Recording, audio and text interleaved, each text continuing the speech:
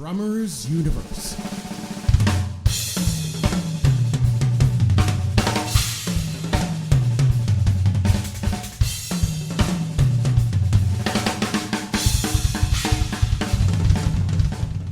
Hey, welcome to the Drummers Universe podcast, everybody. And tonight we have a very special guest, Mr. Dane Campbell, who many of you will know. The band that he has played with most recently is, it has a swear word in the name. Can I say it, do you think? It's a debatable swear word. Is it? It's debatable. It's one of those words where it's probably in a couple of dictionaries. It's very rock and roll, and it's the illegitimate sons, but they don't say that. It begins with a B. Fantastic band. But more about that later. I just want to welcome you all. As you know, we've been running this series of podcasts recently. And Dane is, I think, probably the fourth from the end of this series, and then we'll go to series 2, a bit like Netflix. But like and subscribe, and you can see all of the podcasts on our website, drummersuniverse.com. You can join the private group where we have 110,000 members now. Yeah, come and join us. It's a real good drumming community. So welcome, Dane. Thank you so much for having me, Ali. Oh, it's thrilled to talk to you. We've been wanting to do this for ages. Doing well, thank you. I'm here in the west of Ireland, and Dane is in the UK. I'm in South Wales, about 30 minutes north of Cardiff. Oh, lovely. And that is where we first met. Do you remember? Exactly. Yeah, in the beautiful venue, St. David's Hall in Cardiff. And our mutual friend Emily was performing Yeah. with Kim Wilde. And Yeah. I took my mother and my mother-in-law to that gig. Did you? I love it. And my friend Bev came as well. She had just moved back to Wales, and we were there for the weekend. And oh, wasn't it fabulous? It was great. Yeah, it was Yeah. kind of, I guess, genre. I don't go to that many. I call it a pop gig. Yeah. Um, Yeah. but I guess it's not my demographic. I'm probably not the demographic of that style of music. Right. But I was blown away by, how the show in general and the whole two drum kit thing was like Yeah. a unique situation that I'd not really been exposed to before, maybe in that way. But the Yeah. the venue is always. I've never been to a bad show in that venue. No. It's something special about the acoustics of that room and just the vibe of it. I Yeah. love it. So I haven't actually been there since, and I think they may have announced they're closing down or being, Oh no. yeah, or maybe that's already happened. I'm sorry if I'm Yeah. wrong, but I'm pretty sure I read something about that venue closing down or Yeah. being sold off. Yeah, it's a shame. But yeah, that was a great gig, and it was lovely to meet you after the show. Yeah, it was really cool. Yeah. It was a full circle for me because years before, um, I was a dancer, a professional dancer, and before drums took over, and I actually performed there in St David's Hall when it was, I think it was relatively new, so that's going back a while. But I was only 3 at the time. So, You were 3 years old. no, Oh, sorry. Sorry. but I was but confused. but if I told you, then I'd have to shoot you. So I take things too literally sometimes. And It's all right. sorry, my mind had kind of gone into this place because it just reminded me that I've never played it in a band, Right. but when I was in school, I think I was about maybe 14. I Yeah. did play with the Welsh National Orchestra. Me and Yeah. a few of the other kids. They kind of came to the school and did a workshop, and we composed a piece of music together. And I was playing Right. marimba, so Oh, I've fantastic. technically played there, Yeah. Yeah. but not on the drums or anything like that, or never been paid anything to play there. But yeah, it just it brought that memory back to me, um, which was quite cool. Yeah. There are some fabulous venues out there. I mean, it's just wonderful. It's a lovely part of the UK as well. Wales is so picturesque. Yeah, I Yeah, think I yeah. think when people that have been brought up here maybe take some of that for granted, but I Hmm. definitely don't. Mm. Having traveled quite a lot, I realize when I come back, I'm like, Wales is beautiful. It is. It's gorgeous. Yeah, I loved the time there. The weather sucks, but No, well, it's that's the same anyway in the UK and Ireland, I suppose. I guess you pretty much have similar or worse weather to us, maybe. terrible. Terrible, yeah, I imagine. Mhm. But yeah, can't complain. We've had a glorious day today. So, but let's get into it, Dane. You have been drumming for quite some time, and I think you've played with lots of different bands prior to playing with this band, but also people will know you for your own podcast, Drum for the Song. Yeah, exactly. And And you've had amazing guests on there as well. thank you. Yeah, it's something that I started during the pandemic era, unfortunately, and I'm sure there was a lot of podcasts that were started then. Yeah. And I've taken a few little breaks from it here and there. But yeah, I just released the 59th episode. Wow. So yeah, so it's taken me That's a while to cool. get to that point. Yeah. But yeah, there's a lot of content out there for anyone interested in, interviews with drummers or conversations with drummers and people that work within the industry as well, which I always try and include a few guests like that. Because unless you're involved with the companies or lucky enough, to have worked within the industry yourself, or maybe have a few endorsements and things like that with companies, it's apart from going to your drum store, you don't really know how everything else works. So Mm. I always find that perspective on things to be interesting. Yeah. But yeah, yeah, 59 episodes. It's all on Spotify, Apple, YouTube, usual podcasty places. Right. If anyone is interested, I'll be honest with, the people watching or listening to this. The majority of the guests are more rock, metal drummers, Yeah. but not, they're not all of them. I've had a few, I've had some amazing, you know, drummers that are big in the drum world, like Mm. Annika Niles has been on there, who's like she's probably the most talked about drummer in the Right world now, right yeah. now. Mike Johnston's been on. Yeah. Um, yeah, loads of great drummers of various genres. Some Welsh drummers I always like to um support, local bands that are still on the Yeah. way up as well. So there's a few, Yeah. opportunities there, and I always trying to include just drummers that I like, really, drummers that I've met on the road and I've got on with, um, yeah, stuff like that. So it's as you know, it's not that easy to arrange and to do all the research and the editing and all that kind of stuff. It's a bit of a you know, it's a slog, I think is probably the word. But I think knowing that you're providing hopefully useful information and entertainment, which I think Mm. it's a nice balance of those two things, Yeah. bit of education here and there. Yeah.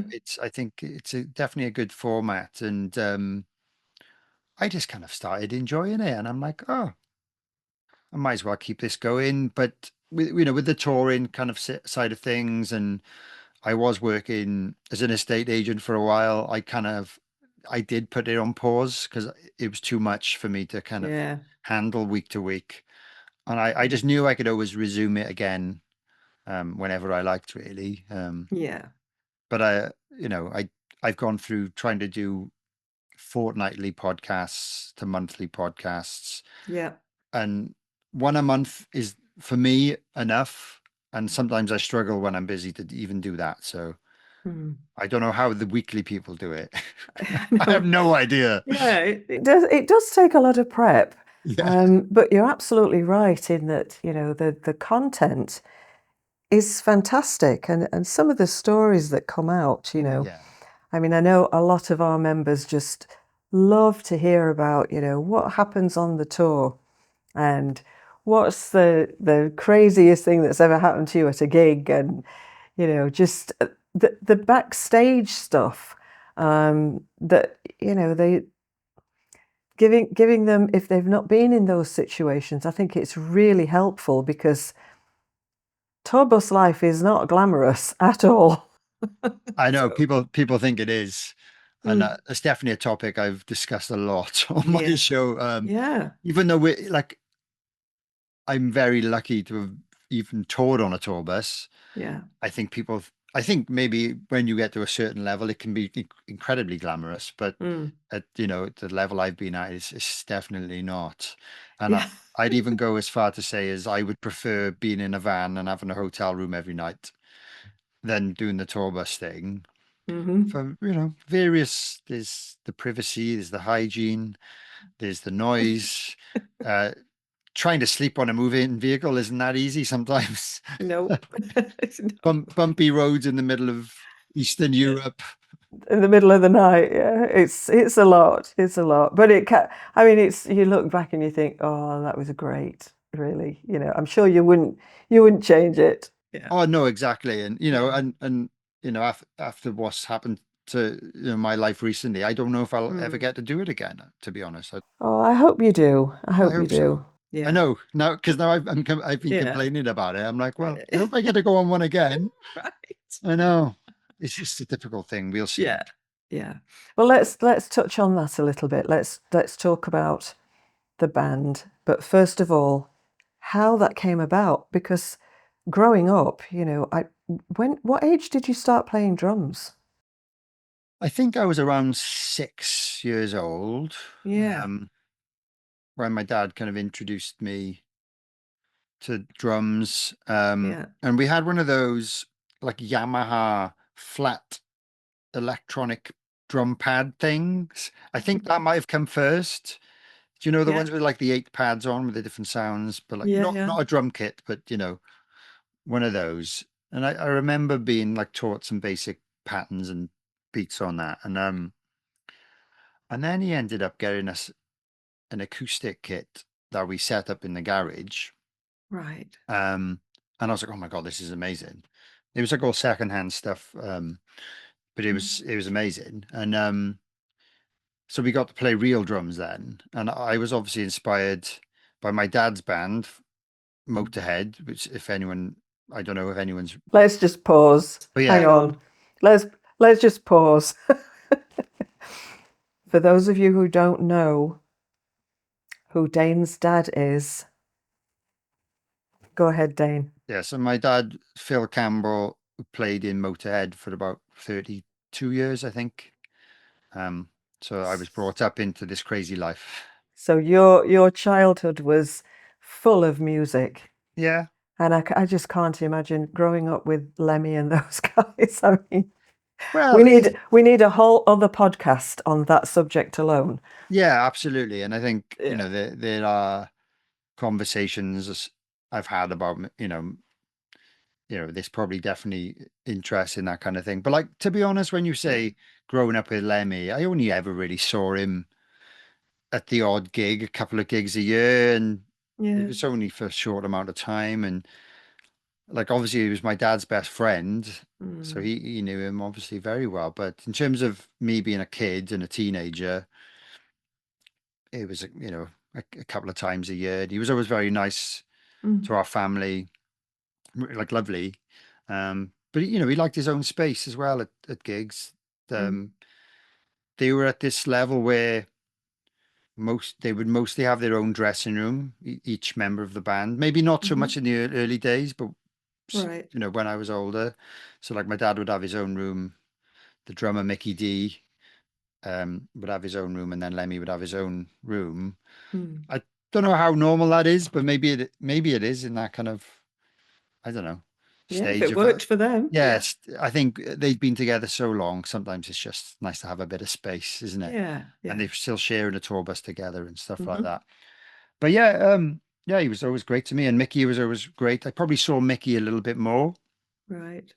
Maybe I don't know, a little bit more social, and I guess me being a drummer and kind of being inspired by Mickey D was a big thing. And I used to get to, watch him from the side of the stage or behind his kit and things like that at some of the gigs. I remember that. That was a big deal for me. And, Yeah.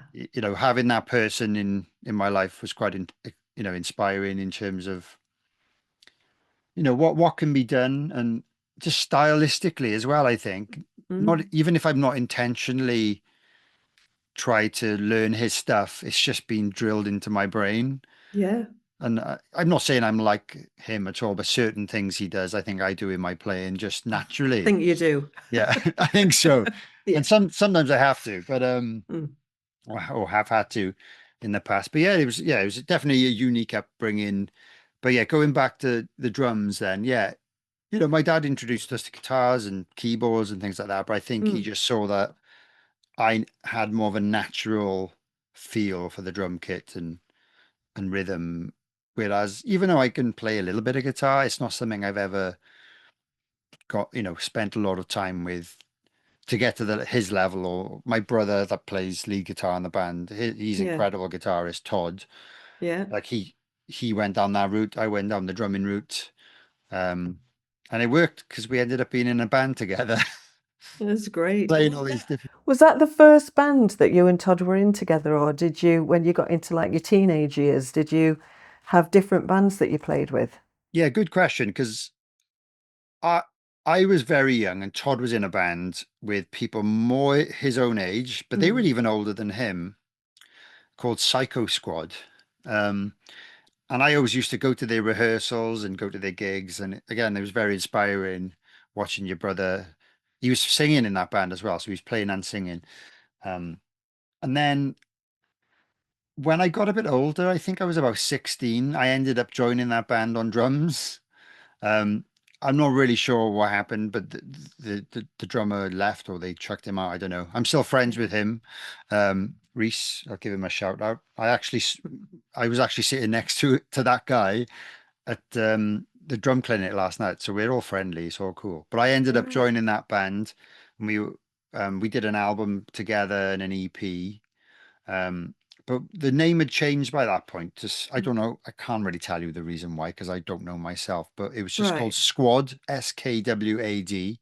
All But there's an right. album on Spotify called The Dead Still Dance, which is it was my first album I'd ever recorded. Most of the songs are not to click track, which is unusual. But I'd Mm. never, I could, I didn't learn playing the like click track or metronomes, or I didn't have lessons. So it was like I tried to do it in the studio for the first time, and I was just like, this is hard. But because of the nature of the band, it didn't really matter so much. But when I go back Right. now and listen to those recordings, I'm like, oh. It's not as tight as I'd love. I'd love to re-record those songs because I think the Yeah. songs are brilliant. But as a drummer and a perfectionist that I am now, I'm like, oh. But then I think back, I was only 16, and then I think the EP is all on click track, which we did a few years later, and I was more experienced. Um, yeah, and then a few years later, I was also in another band with friends my own age. We were just school friends. We were called Said Mike, um, influenced by the kind of rocky, grungy bands of the time.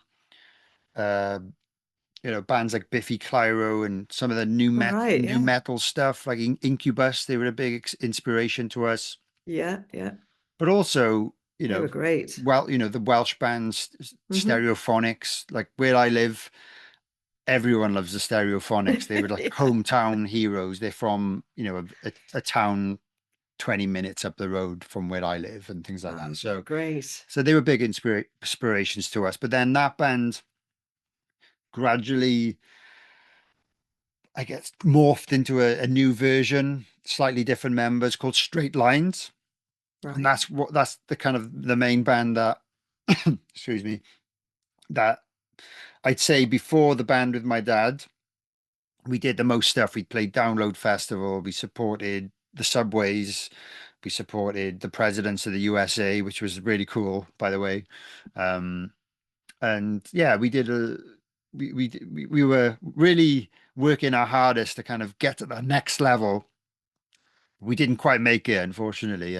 But made a few albums, and Todd ended up joining that band on bass guitar, even though he's a brilliant guitarist. All He right. ended up joining that band on bass. He produced the first album. Then we were like, "Well, we need a bass player. Do you fancy playing bass for us?" Um, and he was like, "Yeah, go on then." Um, the first album called Persistence in This Game, I'm actually playing bass on that. So I'm playing drums and bass. Um, and then the second album called Freaks Like Us, which is my favorite. I think Todd is playing bass on that. Um, and then we did like a few EPs and stuff after that, but it's all on Spotify. I'm really proud of that music, and I think it aligns more with my musical taste Yeah. more than the band with my dad. Just, we were making music we wanted to make, just that we thought was cool.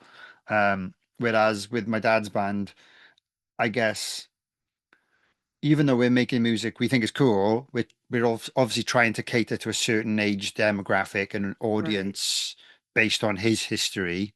Hmm. So that's the difference there. Even though I think we've made some really great music as well, I just feel like we've tried to make music to tick a few boxes more than just do whatever we would like to do naturally. But I still think It's great. I have to say, it's on my playlist, and I quite often play if I've got a long drive or coming back from a gig. If I've got a long drive, I quite often put that on because it's banging. it's Yeah, good driving music. It's good it really is. Yeah, exercise music, gym music. yeah, it's I think, great. yeah, it's definitely a Great. lot of energy involved. Oh yeah, yeah. Well, obviously, especially on the drums. Yeah. So yeah, I'm quite proud of everything I've done. It's all quite different from each other. If you if you listen from the start to now, Hmm. but it's all within the rock sphere. Right, I'd right. say I don't class myself as a metal drummer, even though there's certain songs that maybe Yeah. go in that direction a little bit. But again, that's just to try and satisfy a section of the fan base, I suppose. Well, you're definitely a rocker. There's no doubt about that.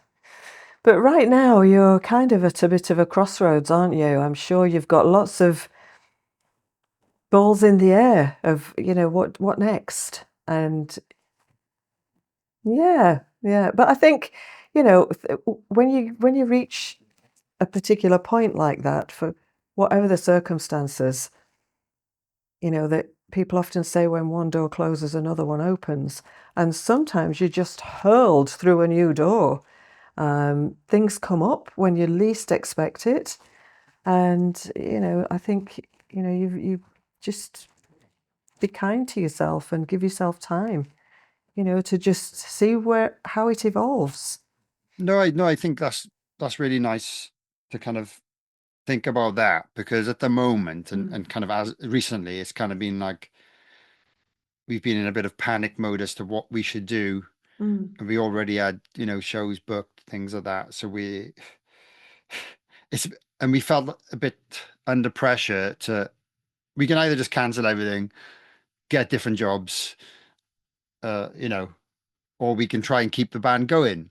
mm, And we all thought, well, Dad would want us to keep the band going. Absolutely. That's what he would want to do, mm, want us to do. So that's kind of what we've decided to do. And so we've got a tour booked in July. Again, most of these shows were already booked, or they were in the process of being booked anyway. But we've changed the name slightly, but to mhm. kind of honor my dad, Yeah, and but so people know who we are, who followed the band before.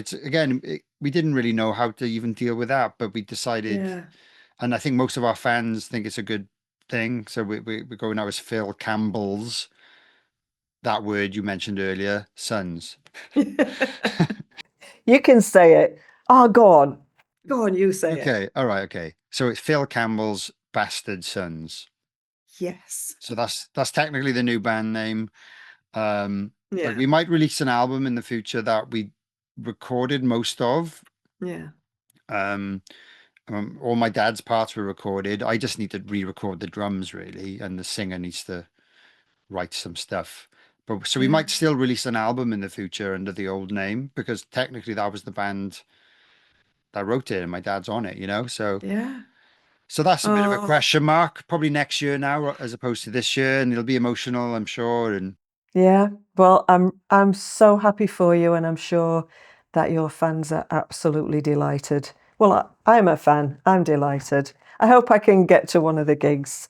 Yeah, and I'm sure your dad would be absolutely loving what you're doing. So that's great. Amazing. Well, let's switch it up a bit, and I'm going to ask you a very serious question now that I ask all of my guests. Do you have special shoes for drumming? I had a feeling you were going to ask me this question because I've listened to a few of the other episodes. But yeah, my answer is confusing because I thought I did, but I have experimented quite a lot in the last few years for various reasons. I guess traditionally I've always worn like Vans Mm, flat shoes, skating shoes, yeah. fairly thin, I suppose, soles. And I've got a pair of like Nike similar skatey shoes that I was wearing a lot. But they've kind of like got like this breathable material on the top, and that was Hmm. why I bought those because the gigs I play are pretty sweaty. So, Yeah. um, but then I was getting problems with my knees, and I it flares up every now and again. I do a bit of running. Sometimes it flares up when I run. Sometimes Mm. if I'm gigging a lot, probably a lot to do with my technique being not great. But I'm a power player. It's always like, well, I need to get as much volume out of this kick drum as possible. So I use my whole leg to hit the pedal, you know, and which I know is probably isn't the most efficient thing to do. But that's how I've always played. I'm stomping on the pedal. Yeah. So I started experimenting with wearing running shoes with more support in the bottom, thinking it might absorb some of the, you know, what's the word? Shock. Shock, yeah, instead of it going into my knee.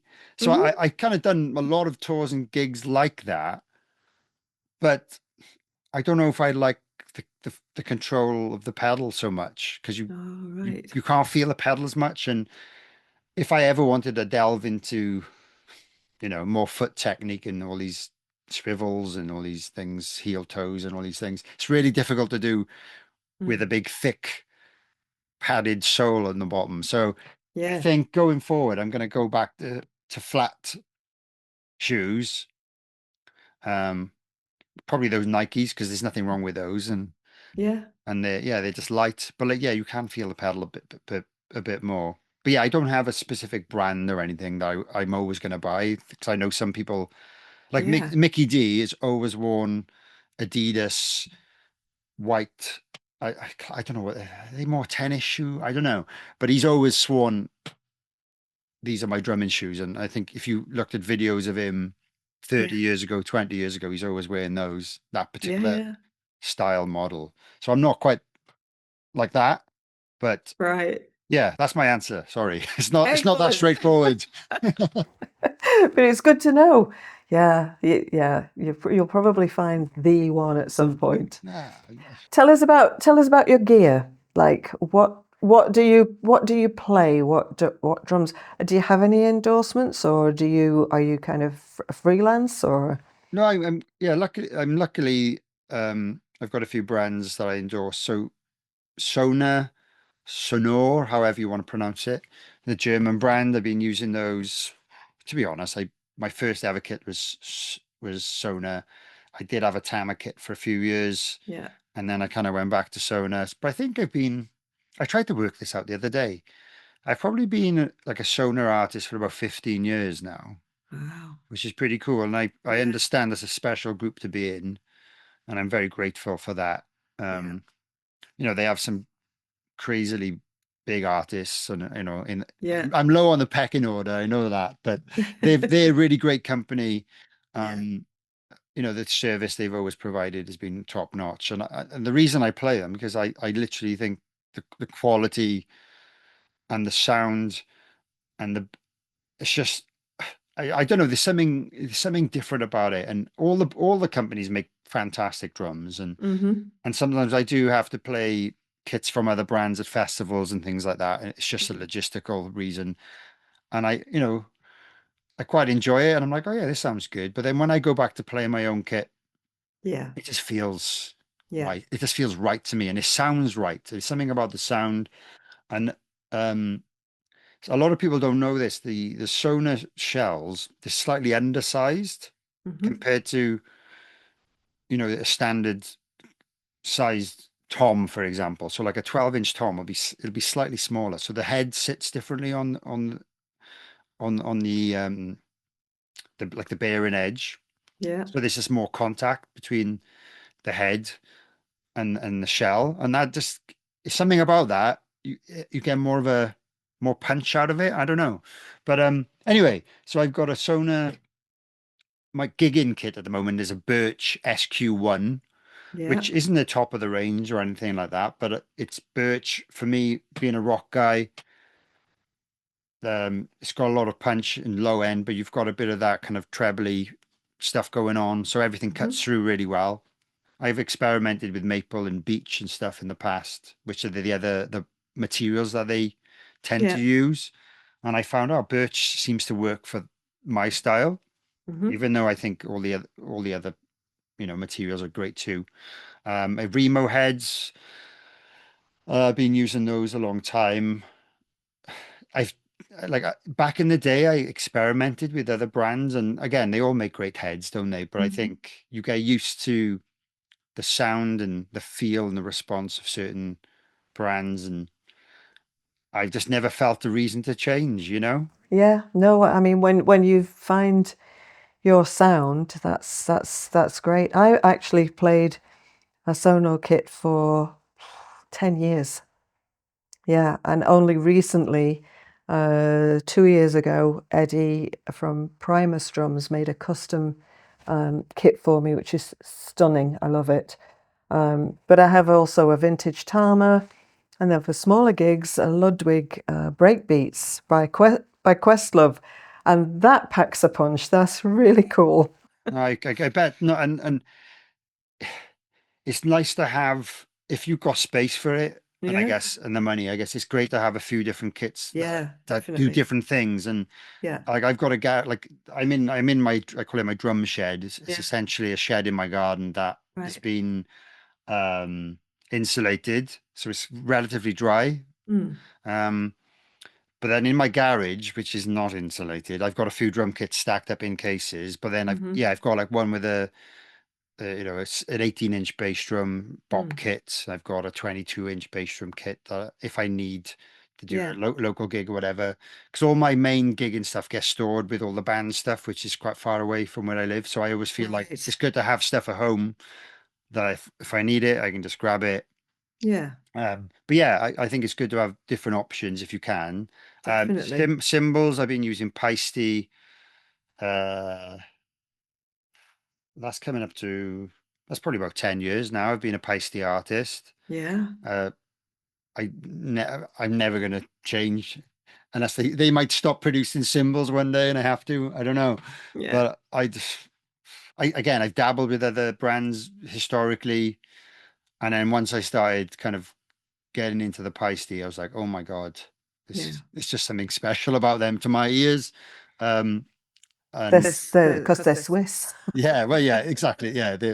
And I was lucky enough to go to the factory last year on tour. Yeah. And you know, I lived just down the road from there and I never managed to get there. I was going to go, I was in touch with Kelly early last year because I was going over, because I lived in Zurich for years. Right. Um, Okay. and I was going to go on the next trip. I was recording with a blues band out there. And then the plans changed, the recording schedule changed, and I couldn't get to the factory. I really wanted to go and see them. I want to do the gong.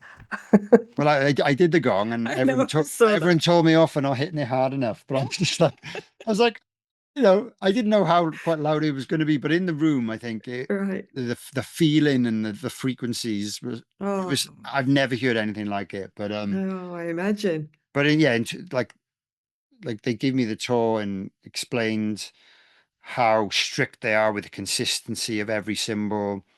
And if, they literally have a guy that tests like six cymbals in a row that are meant to be the same model, Mm. and he hits them with all these different things. And if one sounds slightly off, it goes and gets melted back down, and they do it again because they're like, we want to make sure all of our cymbals are consistent. Yeah. If you break one, you want to buy a replacement. You know, we want it to be exactly the same as the one you had before, and it is really, they're really strict with that. And I've Yeah. noticed that from when I've had to replace cymbals on tour and stuff like that. And compared to another brand, which I'm not going to name, where I had to do something similar years ago, and I remember I had a replacement cymbal, and I was like, this doesn't sound anything like the one I had before, even though it was the same size, same model. Yeah. And it wasn't a cheap brand, it wasn't a cheap range. Yeah. And I remember being disappointed. I'm like, oh, it just sounds Yeah. weird. I've been using the other one for 2 years or whatever. You know, Right. so now like I'm really confident that if I need to replace something, it's gonna sound the same. And maybe it's not that important to some people, but I think when you've got like a nice matching setup that you've configured over Yeah.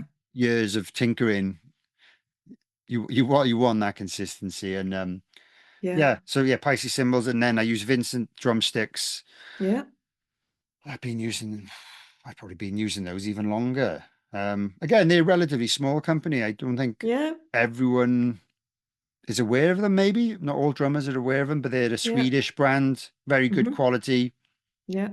uh, worth the extra few quid or euros. I think Hmm. sometimes maybe they're not more expensive, but I think in the UK at least, there's not that many places that stocks them these days. Right. So I think Right. people that try and get them from Europe then have to pay all the extra shipping costs, and it works Yeah. out. Because I was speaking to a drummer yesterday that he started using them based on me using them, and I just recommended them. Hmm. Um, and even though he could buy different brands from the UK, he still buys them from abroad because he prefers them. Right. He'd rather pay the extra because he's like, they are the best. I want to use the best. Have you tried their carbon fiber ones? I've got some of they gave me some at the UK drum show a couple of years ago to try. Yeah, I haven't tried those. Was No, it I Vincent? Oh no, uh, it wasn't Vincent. a head make No. carbon fiber stick. No, it wasn't Ahead. It was the other one, the German brand. Oh, I don't know. I'm mixing them up because I met the guys from Vincent Sticks while I was there at the same time, and they were next to each other. Okay, That's why. I'm not Yeah. sure who they are then, but Yeah. Yeah. yeah, they just make it's the standard hickory. I think most of them are. I think they Yeah. might dabble with. I don't think they do oak. They might do maple sticks, Hmm. which some people like.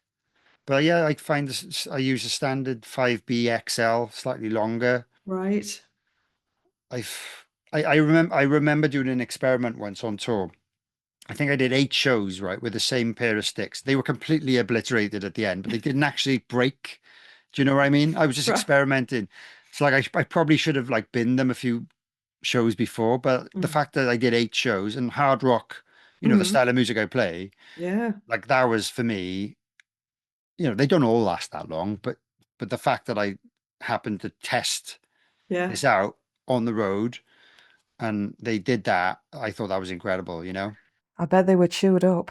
They were completely chewed up, and then but they didn't actually break. I just eventually said, look, I can't do another show with them in this Yeah. state. Yeah. Um, What's your most memorable show? the memorable show, I guess, can I mention two? Yeah. Because this for various reasons. So last year we played the O2 in London, Wow. supporting Judas Priest and Alice Cooper. Oh, So from recent amazing. memories, that was yeah, most memorable show for obvious reasons. The lineup, just being in that arena, that was the only time I've ever played there. Um, and the last band I saw before I played there was Paul McCartney. So just I was like, wow, I'm playing the same stage as Paul McCartney. Yeah. And yeah, that was amazing. And my wife came up. She doesn't make it to that many shows, but that was a special occasion. So her mum babysitted our son, and then she came up with her dad, who he loves the rock. So that was definitely one. Like we only played like I think it was a 25-minute set opening up, Yeah. but it went down incredibly well, and there was a lot of energy going on, and um, but yeah, that for one reason, and then going back, I think it was 2016 or 17. We supported Guns N' Roses Oh, at the Formula One race course in Imola in Italy, yeah, and that was like I don't know the exact figure, but it was either 90,000 people or 100,000 people.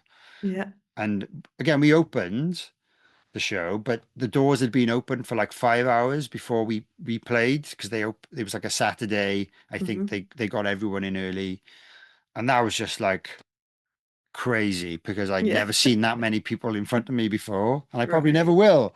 So that, obviously these are support slot gigs, but still Fabulous. the fact that we've had these opportunities and try to make the most of them, I suppose, and Yeah. it's been incredible. And um, yeah, they're the two that stand out for me, definitely. Yeah.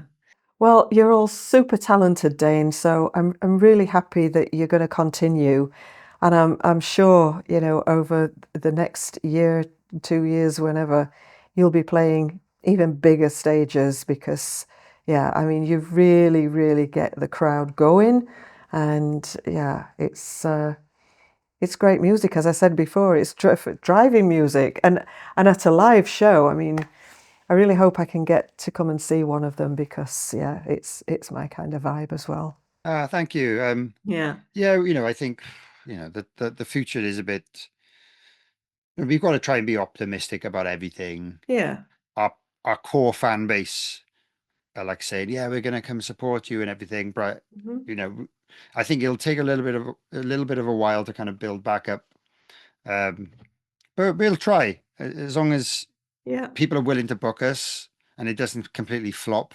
I guess we can still kind of keep going to a level as much as we can. I think the rock world, really showed how much they loved my dad and his music. Yeah.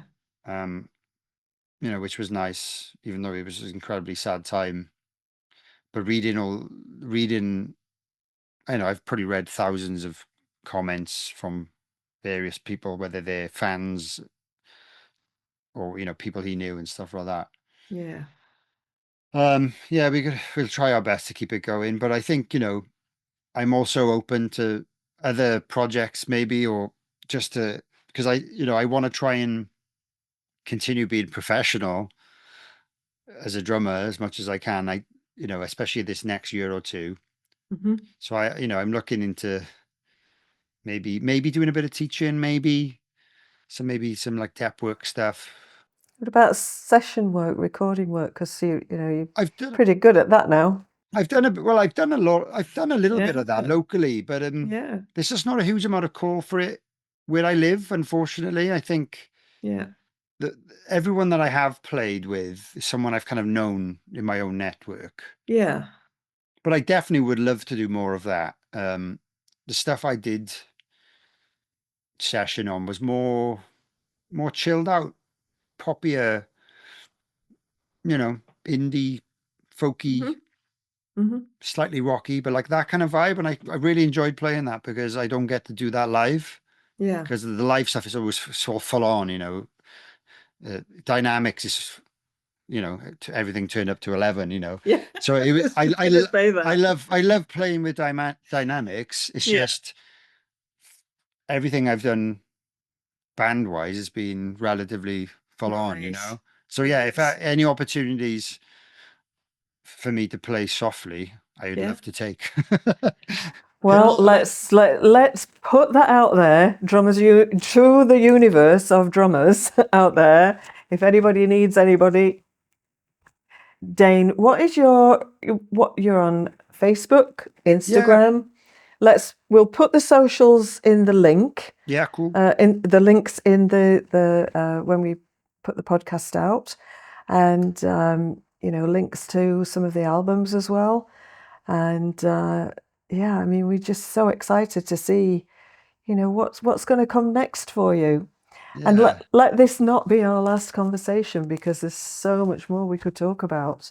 Oh, exactly. They certainly won't. And yeah, you can come on my show soon and we can talk about other things.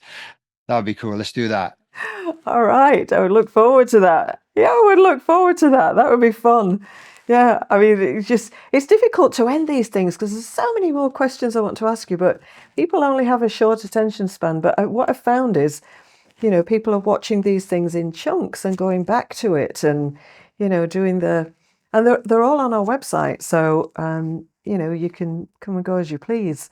Definitely. And even on YouTube, it'll save your position. So even if you Yeah, can only fit in 20 minutes this day, yeah, you can go back to it and it'll save where you were. So yeah, I consume a lot of podcasts that way, to be honest with you. right. And yeah, it's great that that exists. And but I agree, attention spans are definitely, Yeah. you've got to bear with that. And a lot of my episodes are way too long, but I let the conversation flow. Let them keep going. Well, before we close out, Yes. is there anything you would like to add? Anything that's, maybe coming up or something that you've done or you're gonna do or even just advice for drummers who are out there aspiring? Anything? Just some closing thoughts from you. I think, like, in terms of advice, I always think preparation is a massive thing. And I think some people skip it. Yeah. Um, but I think also, which is something I strongly believe in, is if you want to get better at playing the drums, just spend time trying to play styles you enjoy, Mm. and just don't spend too much time trying to play things you don't think you'll ever need or you don't actually enjoy the music. Yeah. Because I think you could spend that time like perfecting the styles you like even more, you know? And I think I'm saying this because it's probably something I've done, but I've spent a lot of time. I had some lessons a few years ago, and I was doing all these. There was some really useful things like African rhythms and Latin rhythms that were a bit over my head, and I was spending hours and hours trying to get them. And I guess the whole point is independence and things like that. But I'm like, I'm never going to play. I'm never going to play Latin jazz music. It's not going to happen. Um, and now it's just kind of dissipated from my brain because I've never kept up with it. Right. But I think if you want to play all styles, go for it. But I know I want to be a great rock drummer with who can play a bit of metally double kick stuff if I need to. Right. And I think it's really important to listen to the other musicians that you're playing with regards to whether you're performing live or composing. So that's something I'd rather spend more time on is being a better musician in that regards, in terms of, writing parts and listening to the other musicians, which Yeah. again, I think that comes with experience. And when I talking about listening to like my old records and stuff like that, I'm like, oh, it's a few bits I cringe about because I don't think I would play those parts today, Mm. or I'd probably simplify them a little bit. So I think simple is sometimes the better option. I think I think that's a great statement. Yeah. We'll leave it right there. Brilliant. Simple. Well, thanks a million, Dane. It's been a pleasure talking with you, and all the best to all of you, and love to the family and your little one, and just keep rocking. Thank you very much, Ali. Thanks for having me, and I'll certainly try to Yeah, keep playing, keep rocking. rock and roll. Thanks, Dane. All the best. Cheers now. Bye bye. Bye, bye, bye. Drummers Universe.